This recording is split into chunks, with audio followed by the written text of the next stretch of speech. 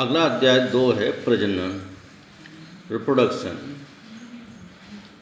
तो जीवन काल प्रत्येक जीवधारी जन्म लेता है और कुछ समय के बाद उसकी मृत्यु हो जाती है। जितने समय तक वह जीवित रहता है वह उसका जीवन काल कहलाता है। ठीक है ना?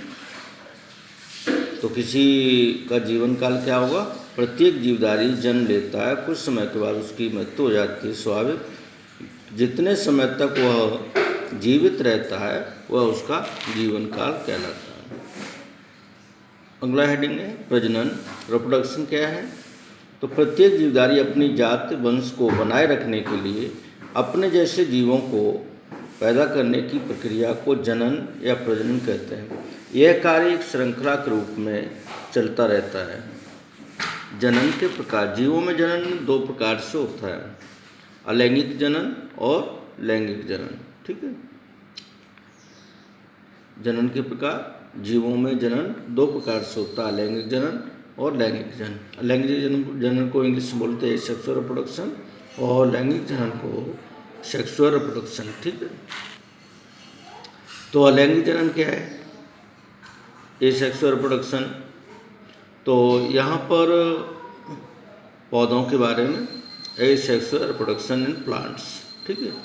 विशेष जनन कोशिकाओं के बिना ही एक जनक द्वारा नई संतान का निर्माण होता है।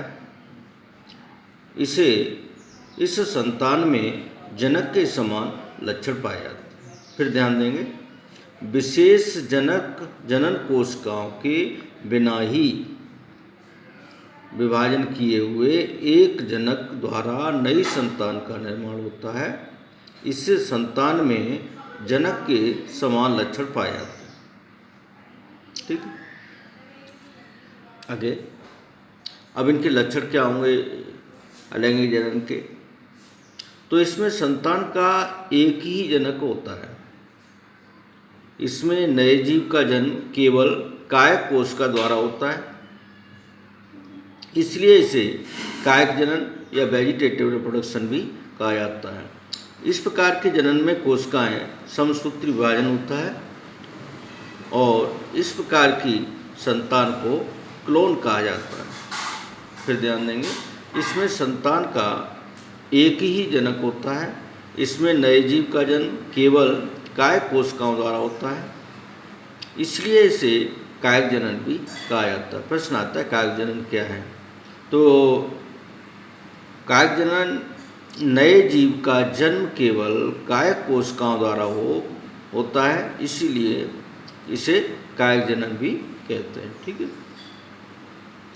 अगला, इस प्रकार के जनन में कोशिकाएं समसूत्री विभाजन होता है और इस प्रकार की संतान को हम क्लोन कहते हैं। प्रश्न आता है क्लोन क्या है? तो कायक जनन से जो संतान उत्पन्न होती हैं उन्हें हम क्लोन कहते हैं।